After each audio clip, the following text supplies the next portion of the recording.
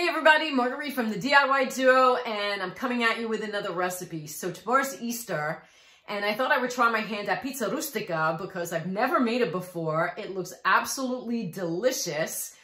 However, when I went online and I looked at all the recipes there are out there, the types of meats that are used in a traditional Pizza Rustica would send John right back to the hospital.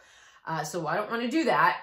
I'm going to make my own twist on Pizza Rustica, and I'm going to make it with my healthy Italian wedding soup meatballs. If you didn't see my Italian wedding soup recipe, and that's thanks to my good friend Staci, I'm going to make her Italian wedding soup meatball recipe to use as the stuffing with the mozzarella and the ricotta for my Pizza Rustica, because that is going to make things salty enough without being way over the top where it's just completely unhealthy. So let me get started. So the first thing the recipe calls for is 3.5 cups of flour. So I've already put in 2.5 cups, and I always like to sift my flour. But I'm going to, and I saw Giada do this. I'm going to substitute one of those cups of flour with a little bit of cornmeal. So 1 cup of cornmeal is going in there.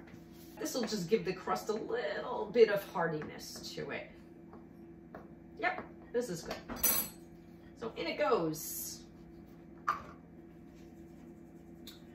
What the recipe also called for, which I'm going to change a little bit, is 1.5 sticks of butter and 1/4 cup of shortening. Blech. Sorry, I don't work with shortening. I just find it atrocious. I know it gives flakiness, blah, blah, blah. Not my thing. In my opinion, completely unhealthy. I'm just gonna go with 2 sticks of butter instead. And then the 3 eggs that it calls for. And I believe, let me check the recipe again, it calls for a teaspoon of salt and then some ice water. And this makes the dough. This is certainly a new method for me, but the recipe said to actually mix it in a blender. So we're gonna give it a whirl. In here, let me put everything together. So in my blender is the cornmeal flour concoction, the cubed butter, the 2 teaspoons of salt. I'm going to plug this in, and I'm going to pulse this until it forms into like coarse sand. Then the eggs will go in. And then once the eggs are in, just some cold water will go in until the dough coagulates and it all comes together. So let's get started, and then I'm going to save your ears. You don't need to watch or hear what's going to happen here. We're ready for the eggs. See my unique gadget? Fork. You don't always have to go out and buy a unique gadget for every task you need to do in the kitchen. Sometimes what you have on hand is all that you need. All right, we're gonna get this going again.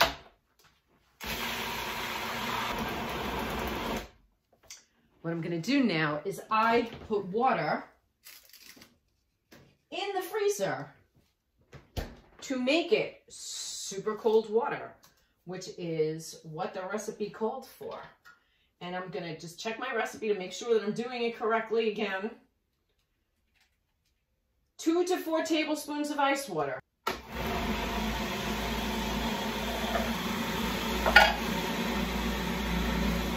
here's 1.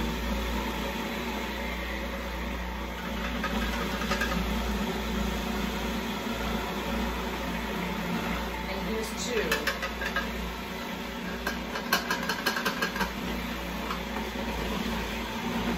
And I am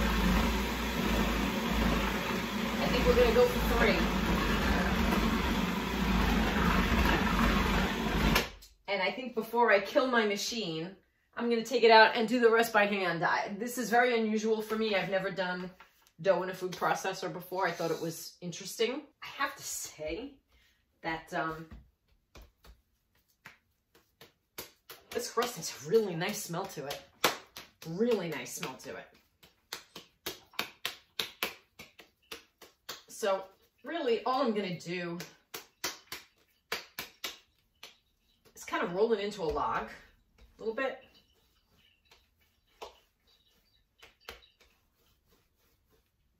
And I'm gonna take, again, one piece is gonna be bigger than the other. So like 2/3. One log is 2/3 of the full pastry dough, and the other one is 1/3. The 2/3 is going to be the bottom, and up the sides crust, and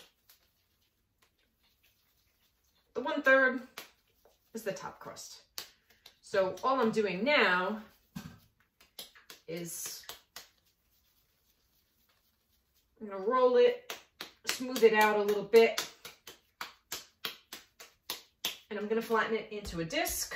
I'm going to do that to both of them.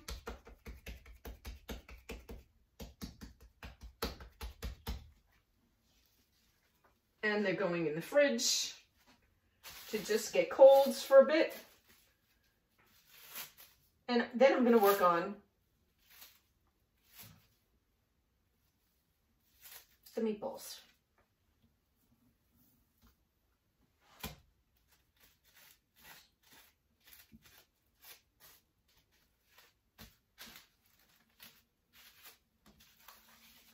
There's one. It's the big one.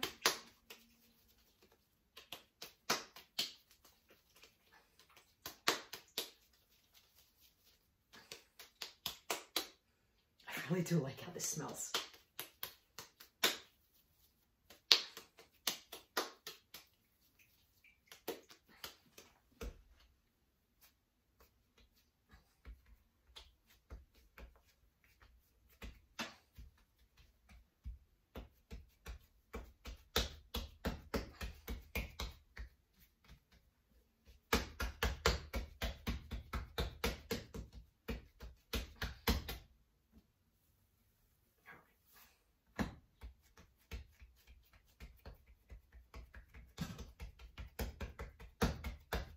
That's flat enough.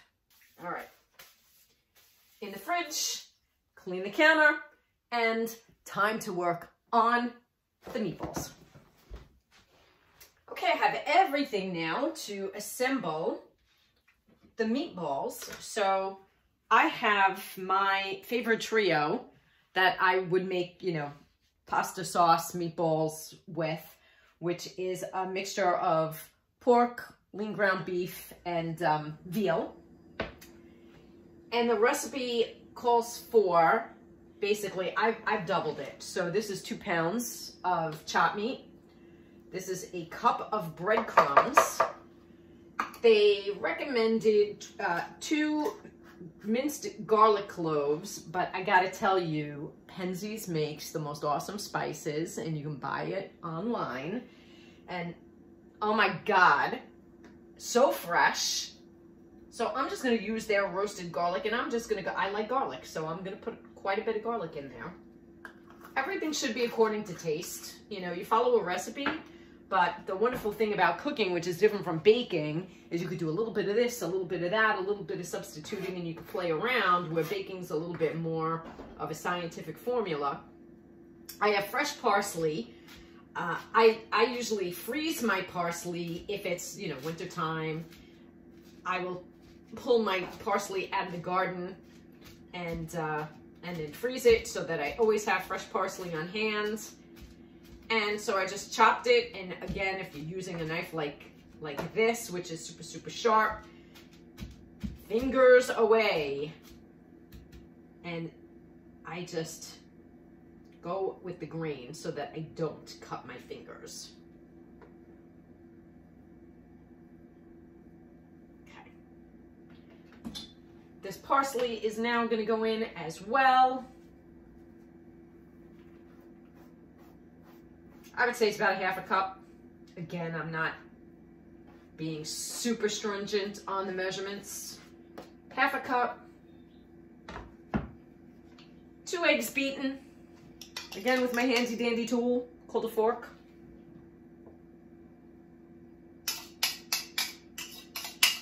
And it calls for 1/4 cup of Parmesan cheese, which I happen to not have, but I have Romano, and I like them both.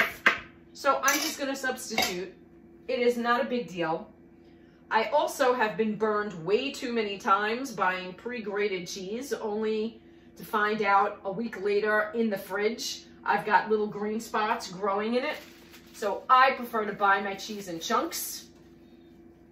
And again, with this old-fashioned cheese grater, I'm just going to grate a little bit of cheese in here. It's not going to be 1/4 cup. Because guess what? We're going to have mozzarella in there. We're going to have ricotta in there. We're going to have plenty of salted cheese in this Pizza Rustica. So we're trying to make this recipe be a little bit more heart healthy than it traditionally is. I'm going to put gloves on now, and I'm going to mix this all up, and I'm going to turn these into meatballs, small little meatballs.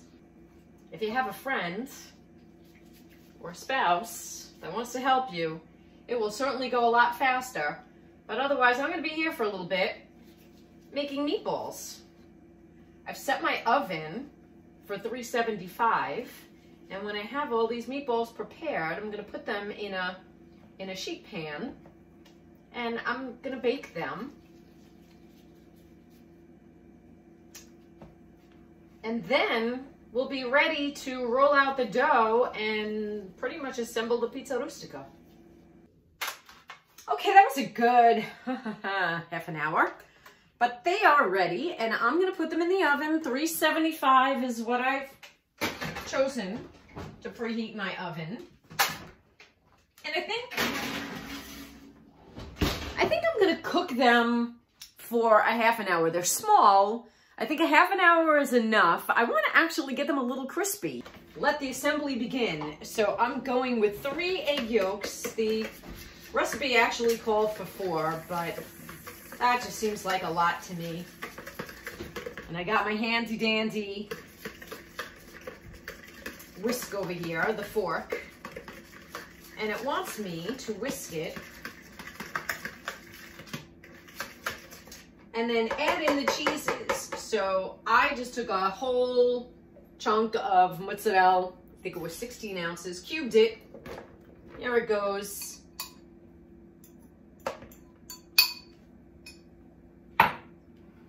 $15 ounces of ricotta. That's going into, I want all my cubes. Into the sink it goes. Let me start to mix that up. I'm gonna grate some more of the Romano cheese in here. It called for about 1/4 cup of Parmesan. I didn't have, again, it's fine to use, substitute whatever you like. Emerald always says that, you're not gonna hurt his feelings. Use what you like. I mean, you can use all kinds of cheeses. If you go to different recipes for Pizza Rustica, you're gonna find that people use a bunch of different cheeses. But this is going to add more than enough salt to our diets.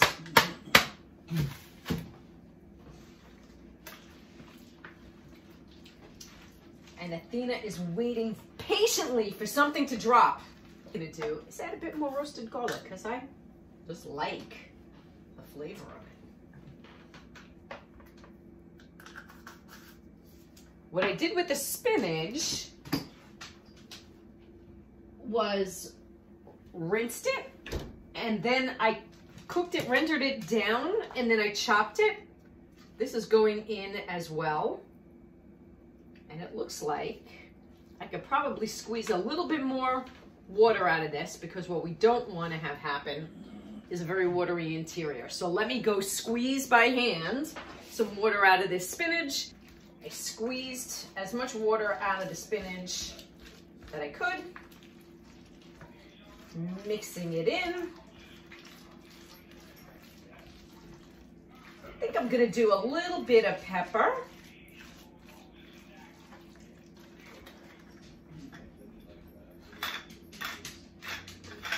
So this is Marguerite going completely rogue on any recipe out there.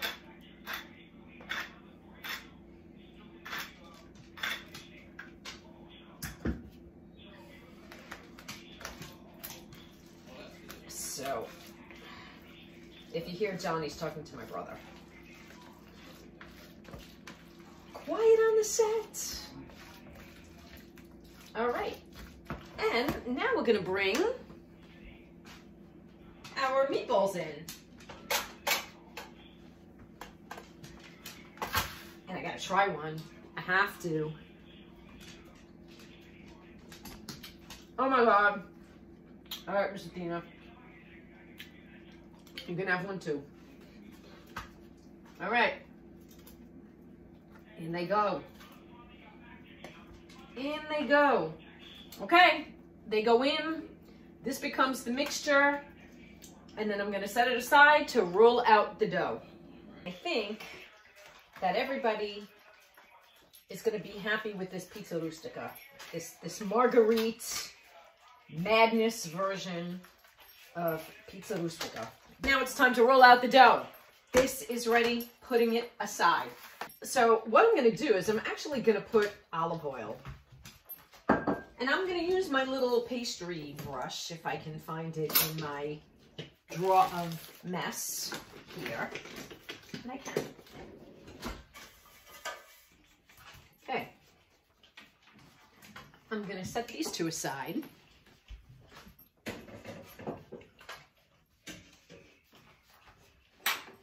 And as you can see, I floured my surface already. I took my discs out. They got a little too hard for my liking.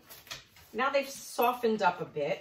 Make sure that you're not only covering the bottom of the springform pan, but all the way up the sides as well. So this is gonna get rolled out to be a pretty large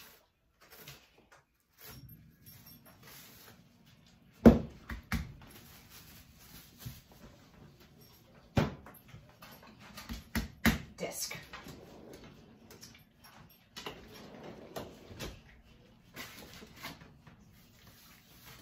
All right. So I like to hit it from all sides to try and keep a circle going. I'm not pretending to be the best dough roller on the planet, but I do okay. All right. I kind of like this shape. Let me see if it's going to work.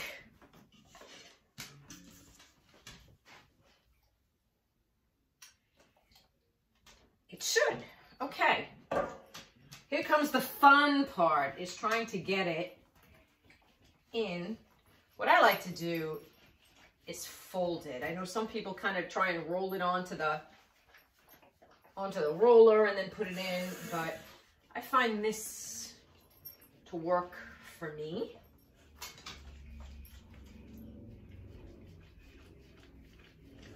And let's see how we do here. All right. All right, let's do this. Oh boy, I hope this all fits. Yikes.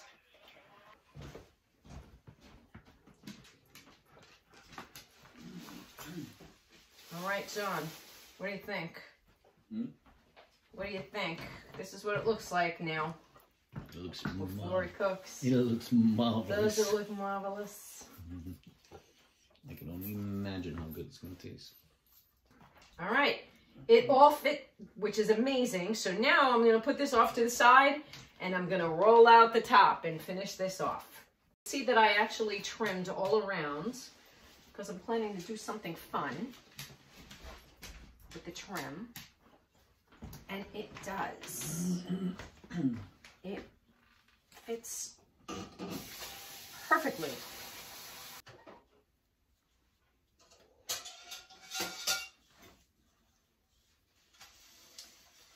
So now I have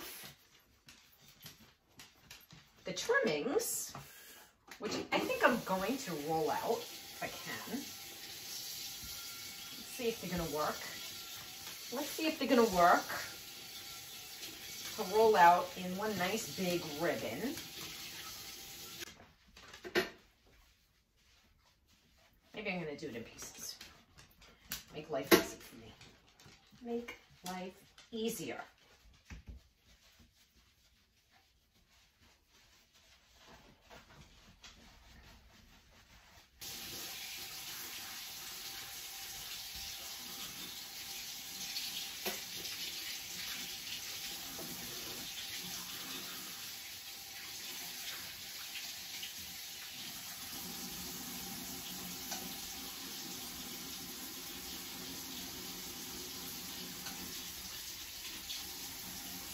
And there we have it. It goes all the way around. We're gonna pinch, pinch, pinch. It closed.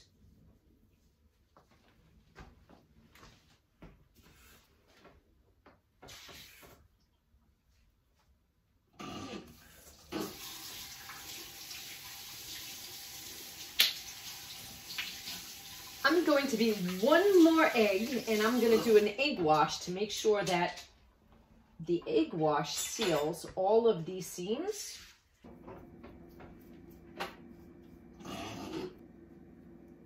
Okay. All of the seams are filled in. I'm going to prick around the top, just so that it can cook and steam pretty easily.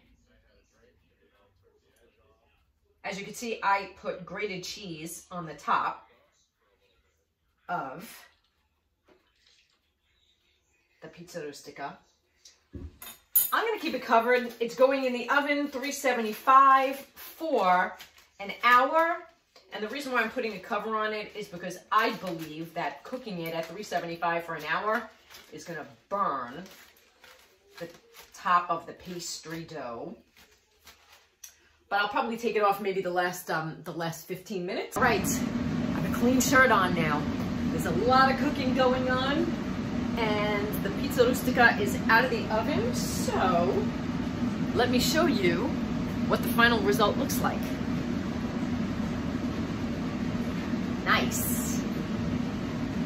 So this is gonna rest, and in about a half an hour, my brothers come over, and we're gonna have our Easter feast. All right, John, we're sitting down for Easter dinner. How is the Pizza Rustica? Pizza Rustica. Oh, so good. Different. Good? Tina said it all. Very good. It is different. You are right, Nikki. It is different. It is not the typical Pizza Rustica recipe. We made it healthier. It's excellent. Awesome.